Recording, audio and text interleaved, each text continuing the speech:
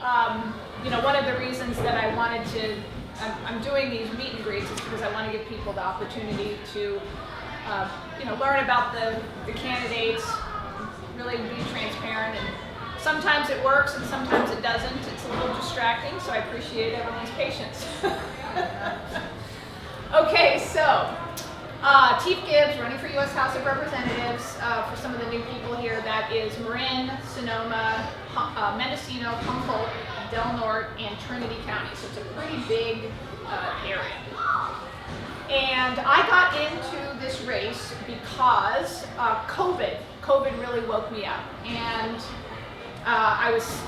they were closing schools, they were closing businesses, mandating masks and all that, and I was one of the original people out there standing up on the street with my sign that said, "Stop the COVID craziness, let's get back to work, the cure is worse than the problem." And I generated a lot of activity. I was able to get a pretty large group together to really protest the mandates. And I was out there really early saying, we've got to get these kids back to school. And my daughter and my son, both of their schools just ended in March of 2020. And I kept saying, when are you going to open? When are you going to open? And they lied to us. And finally, I just took my daughter out of school. I said, "You're not ever going back to public school." I was going to homeschool her. I put her in a wrestling camp. She's a wrestler. And she went out of state, and she was able to get into the #1 wrestling school in the country. And she was in a really good place. But back at home, there were all these mandates and closures, and I knew that we were hurting our kids, we were hurting our economy, we were hurting our businesses. So I co-sponsored a lot of the anti-mandate protests. Now I'm gonna deviate a little bit because you asked me this question. So I was wondering what should I do. I wanted to help. I wanted to really stand up for some of these businesses that were closed, and I wanted to support the people and the organizations that were not caving to the mandates. And I asked my friend. I said, I need to go to a church that's open and not doing the COVID mandates. So I went to the Rock up in Santa Rosa, and they were open. And I said, I really like this. This is really nice. So I went back, and a friend, there was a lady at the church, she befriended me, and she just kept, I kept going because I really liked it. And she kept asking me, "Are you saved?" And I said, don't worry about it. I'm thinking about it. I don't know. It's not a big deal. But I kept going back, and she kept asking me. And finally, I did ask Jesus Christ to come into my life, and I was saved. Now, my daughter was at this school 3,000 miles away, and she comes home for the summer, and she says, and I asked her, "Would you like to go to church with me?" Now, I expected her to just say, "Mom, please, whatever," because I did not raise them Christian. And instead, she said yes. And I was shocked, and I said to her, "Really, what happened?" And she said, "Mom, I'm saved." So the miracle is not that God waited 49 years for me. It's that he saved my daughter and me at the same time, 3,000 miles apart. And then we were able to go to church together when I came home, when she came home. Isn't that cool? So in the meantime, I'm doing all these protests, and so some of them actually went national. I went to the Marin County Board of Education meetings. I went to school board meetings, and I was really standing up for the kids.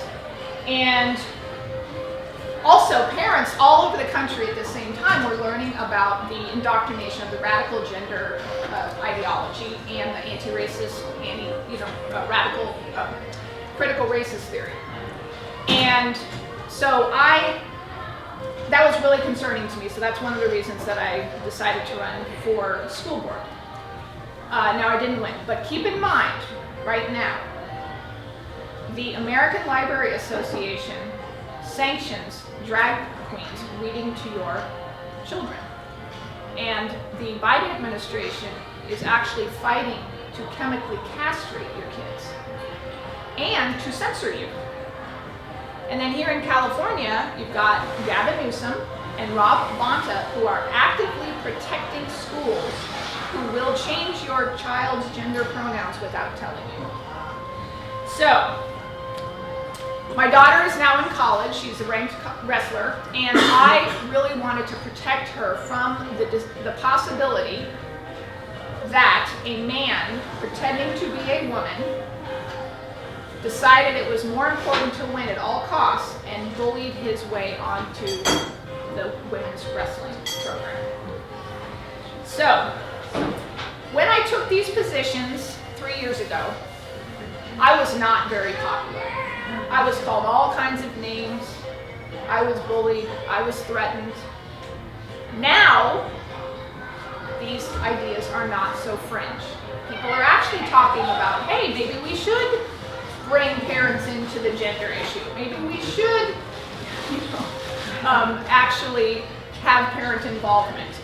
And the COVID jab, people are asking questions about that because you've got this list of deaths, sudden death, and illnesses that are popping up, and people are really starting to ask questions about that.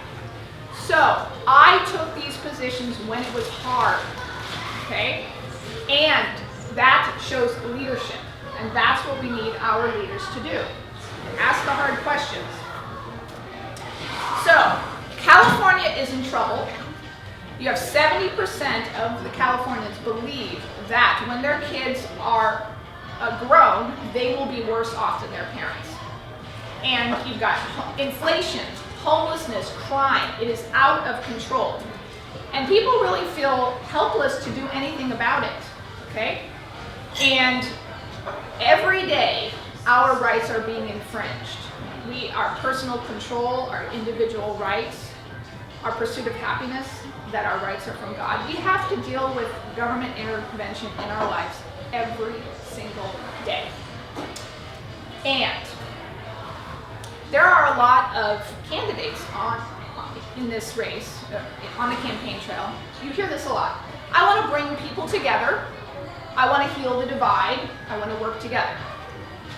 But I want you to ask yourself, if I go to Congress and I come back and I say, well, we're still having a border invasion, your kids are still being sexualized, and now we're $68 trillion in debt, but we're all getting along great. That's going to make you pretty mad.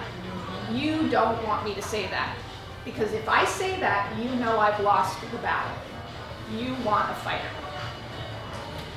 I am being extremely transparent as a candidate.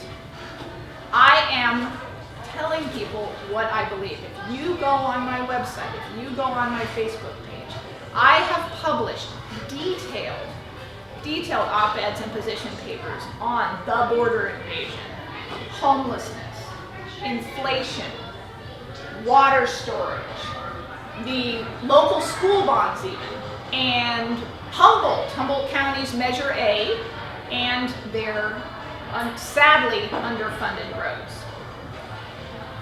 I'm endorsed by the American Independent Party, the California Republican Assembly, the California Rifle and Pistol Association, and Sonoma County Pro-Life, among others. I am a conservative, and I believe that conservative values are the key to restoring California and the country. And in order to do that, we need new leadership in District 2, and I am that leader. Thank you very much.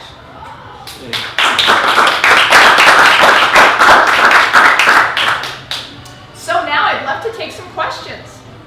Yes, I have one. It's about mail-in voting. What do you think about mail-in voting for everybody? Yeah. So, unfortunately, the mail-in voting that started under COVID, and I think that it is a terrible idea. Mass mail-in voting is what we're talking about. We're not talking about the military officer who needs to mail in his ballot in order to have it count. We're talking about just literally mailing every single person a ballot that is quote-unquote registered to vote. And actually, They're not even really doing that because there have been many instances where people are actually getting ballots at their house from people who have lived there 20 years ago or have died, and they're showing up with these ballots and they don't know what to do with them. So the mass mailing of ballots is a very bad idea. Part of what is happening with the elections is they're starting to centralize them. And as soon as you centralize something, what are you doing? You're consolidating your power, and it's a way to hide the fraud. And so we must, as a community, we need to work towards a single day voting on paper, by precinct, having to show your ID. And they used to get tallied at the precinct. And you used to be able to walk into your neighbor's garage and say, "Hey John, how you doing? Hey Sally, yeah, hi." Not anymore. It doesn't work like that. And the reason that they're doing that is to obfuscate and commit fraud.